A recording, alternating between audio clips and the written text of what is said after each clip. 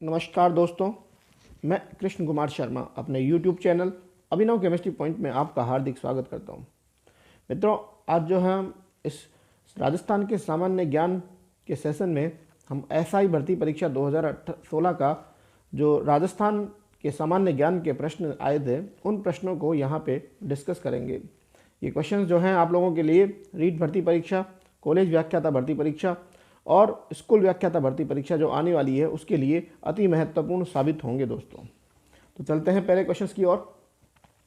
दोस्तों, पहला क्वेश्चन है आप लोगों को स्क्रीन पे दिखा हुआ है कि चौहान राजवंश के निम्नलिखित शासकों का काल के अनुसार उनको व्यवस्थित करना है कि किसका काल पहले था और किसका काल जो है बाद में था।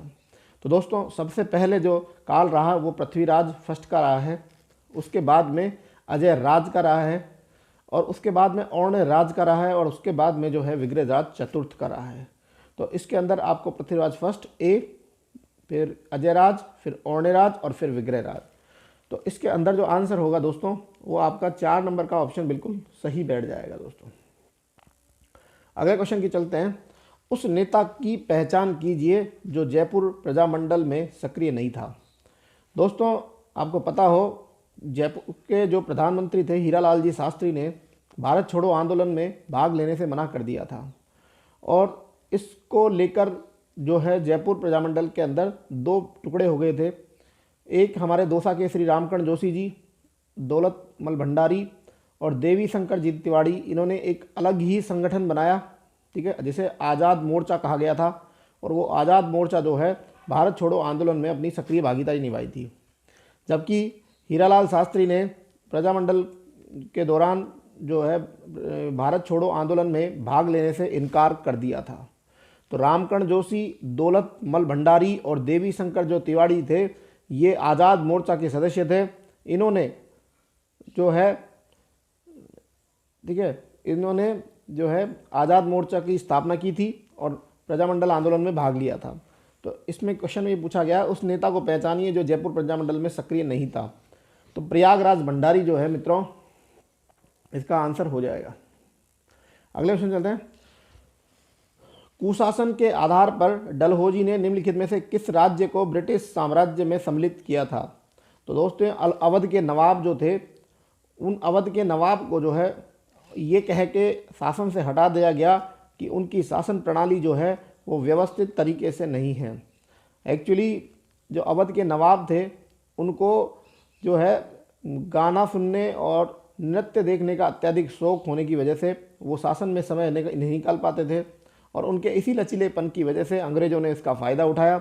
और लॉर्ड डलहौजी ने जो है इनके पास इनकी संतान भी थी, क्योंकि डलहौजी जो थी उन्होंने उत्तराधिकारी का जो नियम लाए थे कि भाई जिन दत्तक पुत्र नहीं लेने की परंपरा हटा दी थी।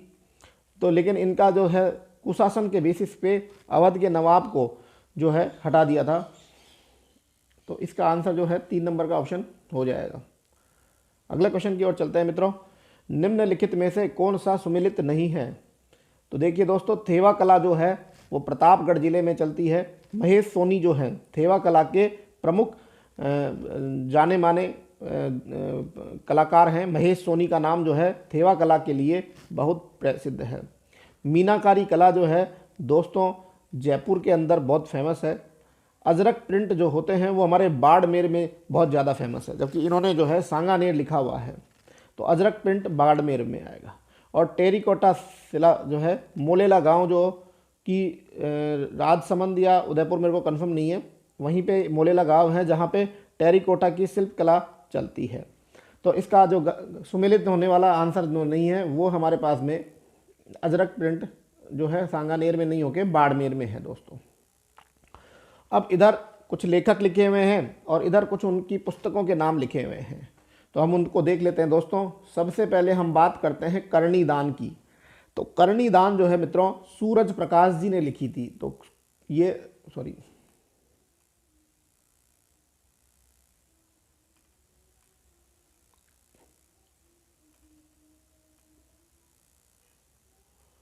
करणी दान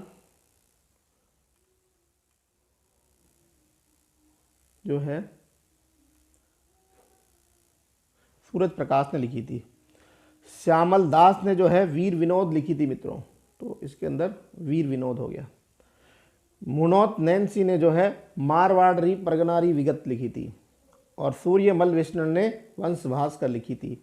तो पहले में 2 नंबर का, दूसरे में 4 नंबर, तीसरे में 1 नंबर और चौथे में जो है 3rd नंबर। तो 1 वाला ऑप्शन जो है मित्रों इसका बिल्कुल सही हो जाएगा।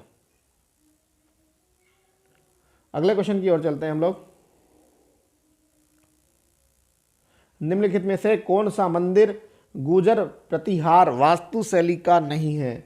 तो देखो, किराड़ू का सोमेश्वर मंदिर जो है गुर्जर प्रतिहारों ने निर्माण करवाया था, उन्हीं शैली का है। ओशिया का मंदिर जो है वो भी उन्हीं का है। गांठ मांगलोद का दधी माता का मंदिर नागौर में जो स्थित है वो भी प्रतिहार है। लेकिन दोस्तों, चार चौमा का जो शिव मंदिर कोटा में उपस्थित है वो गुप्तकालीन परंपरा का है। अभी ARO का जो पेपर आया था उसमें भी ये प्रश्न डिस्कस हुआ था दोस्तों कि कौन सा मंदिर जो है गुप्तकालीन परंपरा का है। तो चार चौमा जो का मंदिर कहाँ पर है? कोटा के अंदर। ये गुप्तकालीन परंपरा या गुप्तकालीन शैली का मंदिर है।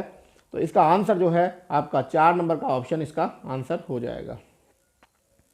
अगले क्वेश्चन की ओर चलते हैं। नृत्य शैली जो ग्रासिया जनजाति से संबंधित नहीं है।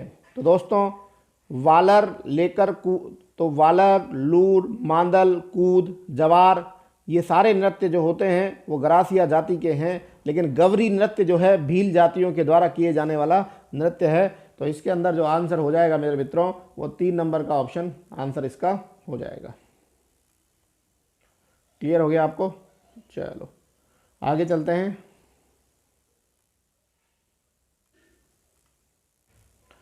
निम्नलिखित में से कौन सी ढूंढाड़ी की उपबोली नहीं है? ढूंढाड़ी आपको पता है जयपुर भाषा के अंदर जो बोली जाने वाली भाषा होती है उसे हम ढूंढाड़ी भाषा कहते हैं। तो तोरावाटी और राजावाटी और नागरचोल, तोरावाटी, राजावाटी और नागरचोल जो है हमारे ढूंढाड़ी भाषा की उपबोली है। लेकिन राठी जो होती है मेरे मित्रों वो पश्चिमी राजस्थान के अंदर बोली जाती है। तो इसका आंसर जो है मित्रों 4 नंबर का आंसर इसका हो जाएगा। अगला क्वेश्चन है, कंपनी अधिकारी जिसकी 1857 की क्रांति के दौरान कोटा में हत्या कर दी गई थी, ऐसे कौन से कंपनी अधिकारी है जिनकी 1857 में, आप लोगों को पता है हरदयाल, बाबा हरदयाल और जो बैरम वो थे, उन्होंने दोनों ने मिलकर मेजर बर्टन और वहाँ के जो डॉक्टर थे डॉक्टर सैंडर्स, उनकी हत्या कर दी थी। तो मेजर बर्टन इसका आंसर हो जाएगा मित्रों। अगला क्वेश्चन है, स्वर्ण नगरी होल किस जैन मंदिर का हिस्सा है? तो दोस्तों, आप लोग अजमेर गए हों तो वहाँ आप लोगों ने सोनी जी की नसिया देखी होगी, और सोनी जी की नसिया के अंदर एक बड़ा सारा होल बना हुआ है जहाँ पूरे पीले रंग के चमकदार कांच लगे हुए हैं। और सोनी जी की नसिया के इस होल को जो है हम स्वर्ण नगरी होल कहते हैं दोस्तों। तो सोनी जी की नसिया में स्वर्ण नगरी होल जो है उपस्थित है। तो 1 नंबर का ऑप्शन इसका बिल्कुल सही हो जाएगा। अगले क्वेश्चन की ओर चलते हैं दोस्तों। हमारे पास में इधर कैलेंडर दिया हुआ है और इधर जो है इनके प्रारंभिक वर्ष दिए हुए हैं कि कौन सा कैलेंडर कब वर्ष में स्टार्ट हुआ। तो दोस्तों, आप लोगों को सबको पता है शक संवत जो है 1878 ईस्वी में शुरू हुआ था। तो पहले ऑप्शन के अंदर 4 नंबर का जो है आपका हो जाएगा कि शक संवत जो होता है वो 78वीं ईस्वी में हुआ था। विक्रम संवत जो है 57 ईसा पूर्व में स्टार्ट हुआ था, सभी को पता है। विक्रम जो है 57 के बाद में हुआ था। हिजरी संवत जो है 622वीं ईस्वी में प्राप्त हुआ था, और गुप्त वजह है वो 319वीं ईस्वी में प्राप्त हुआ था।